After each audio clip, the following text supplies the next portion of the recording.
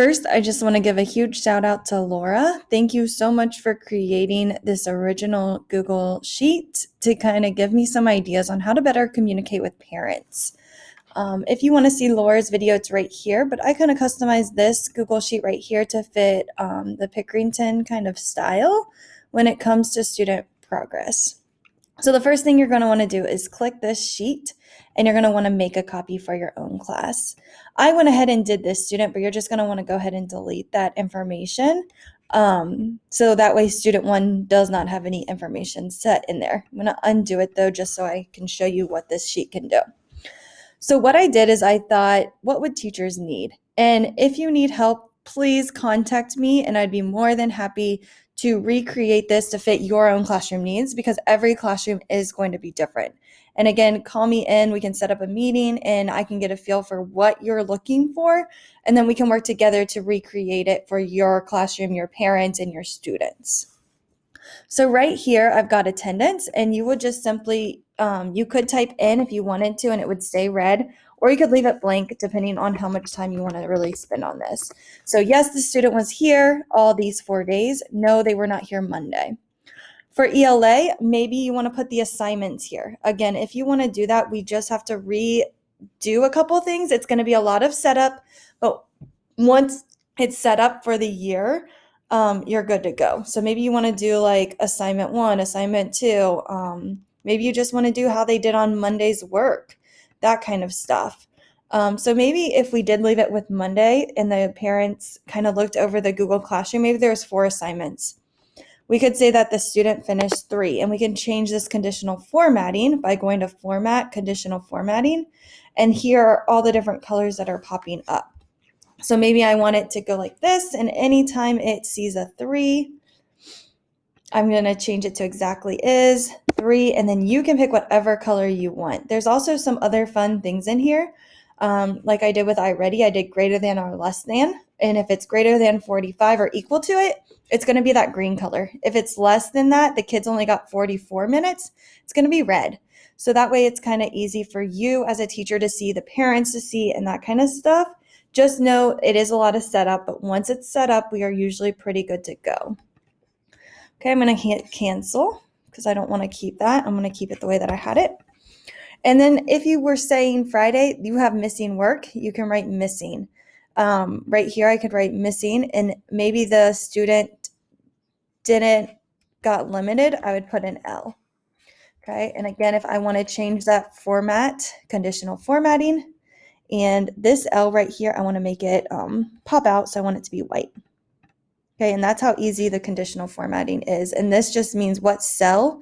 So C3, which is right here, all the way to Q838. So it's going all the way down here. Okay, and again, you can customize this to make it fit what you want it to fit. And then I like this that I can add notes for the students. So I'm going to go to student 11, and I'm going to put yes, yes, yes, yes, yes, they did awesome. However, this is missing. L, P, M, M, P, they got 35 minutes. Okay, and then I can say missing work. Maybe it was lesson for independent practice. Okay. And so then I can keep going for all my students. And again, I would have this up probably every day, and I would quickly go, yes, yes, yes. And then I would go over here and I would put like, oh, on Monday, all these students met the goal. This student was absent, so I'm just going to leave it white until they come back. And again, I can just go in and quickly add what letters grade the students got. If you have multiple classes, I would set this up so each class is a separate tab. I think it would help so it's not so overwhelming. Okay, and then I would do the same thing for week 2. So I'd go into week 2 and I can put exactly the same type of notes. Same for week 3. I'm going to go ahead and do week 3. Oh.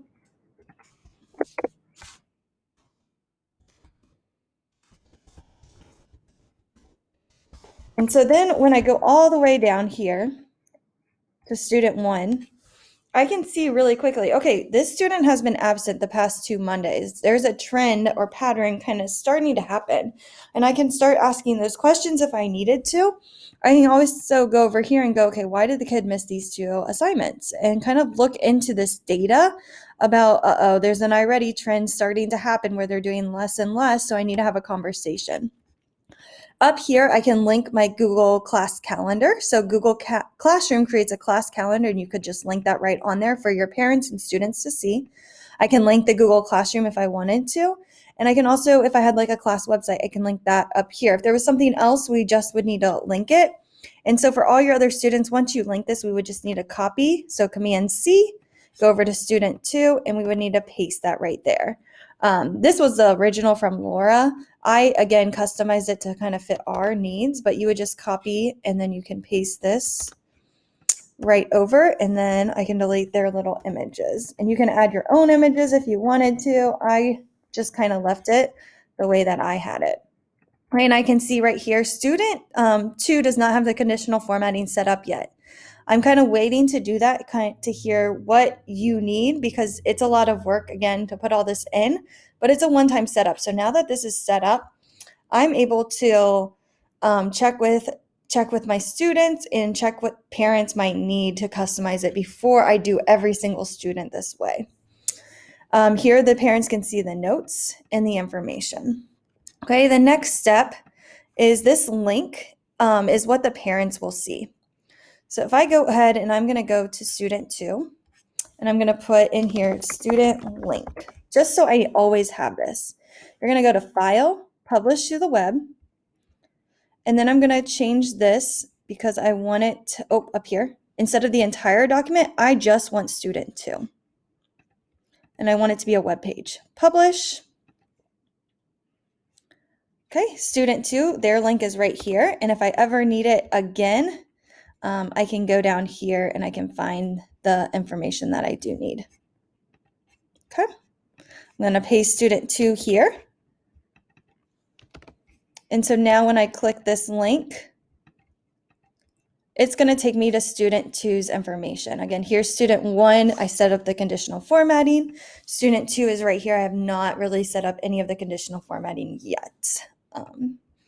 And what this is doing, so if you look at the formulas, because like, for example, say I made a mistake on student 2. It's saying week 1 and then C4. So if I go over here to week 1, C4, it's pulling student 2 right here. Okay, so I can quickly see what information it's pulling and that kind of stuff.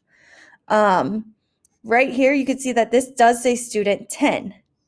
So it's very, very important to not resort this information, because if you do, it's going to ruin the parent's view.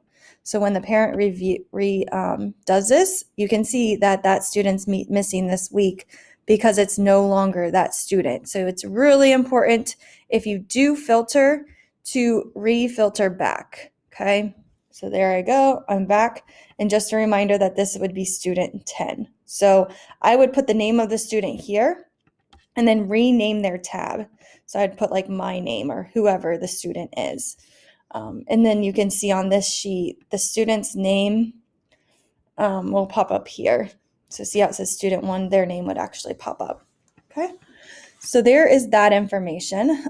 So we made a copy of the Google Sheet. Make sure you customize. If you do customize, remember to fix any of those formulas.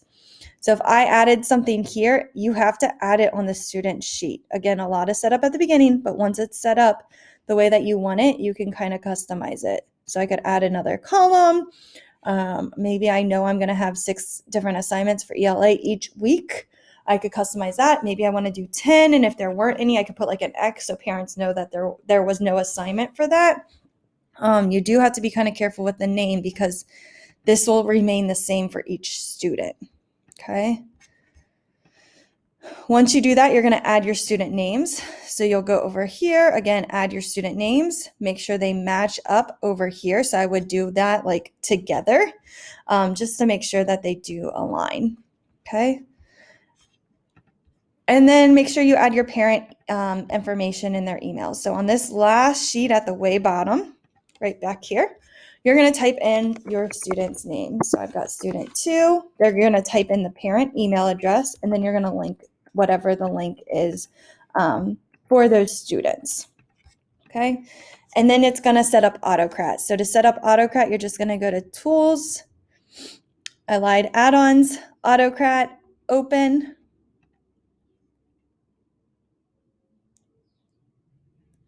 Once you have Autocrat open,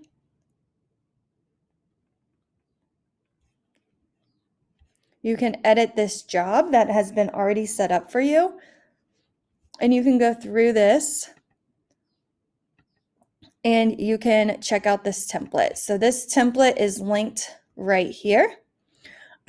Feel free to make a copy and make any edits. If you do make an edit, maybe you want to add your contact information, something like that, or the class website, just make sure you update this template. So you'll delete this one and you'll just add yours from Drive. So you'll find your copy and rename it so you know it's your copy, and then you can add it right on here. And then just make sure it's catching all the information that you need it to catch. So it's going to catch student names, parent emails, and the link is what I'm looking for. If you want to add something else to customize this, you'll just use these little carrots and it will pull information for your Autocrats, for your parents.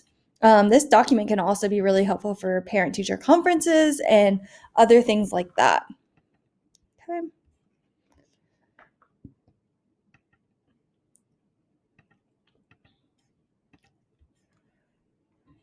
And it might take a while to load just because of all of these tabs at the bottom of the sheet. There's a lot of information it's trying to pull. So just be patient. You can kind of work on another tab as you're waiting for this to load. Let's see. As we're waiting, we'll go back to here. Another thing that you might want to do is go in and hyperlink all of these different Autocrat responses because it's not going to hyperlink this link. So you might want to do that for your parents the first time and just remind them to save that email so that they can check their student progress at any time. Maybe get them in the habit of checking it every Friday might kind of help. And this is what the finished product will look like. So I went in and I hyperlinked this. I just copied this link and then I hyperlinked it so that this student, one parent, is able to click this link and see the progress of their student. Okay, and then they can have that conference with their kid if they needed to. And also you could share this with your students as well. If you want to do that, just add another tab on this sheet that has like student email. And so then the parents are getting it and the students have the ability to view their progress as well. And then maybe you make that part of your weekly check-in with kids, like a data chat with them to see how they're doing on their progress. This might take a while. Again, you might want to hyperlink each parent page and then each day add notes about your students. You can see right here, if you needed to add a note, the parents are quickly able to see what it says. So like, please get your 10 minutes of I've Ready done. Please work on I Ready. This one, they are good to go. And then at the start of a new quarter, what I would do is I would make a copy of this sheet. So file, make a copy. And I would keep this data as quarter one. It's got everything that you need from quarter one. And I would rename this quarter two. And then just go back to your weeks and just go like this and delete your data. So you don't have to reprogram all of that information for your students. Okay, so just kind of delete the information, delete the notes.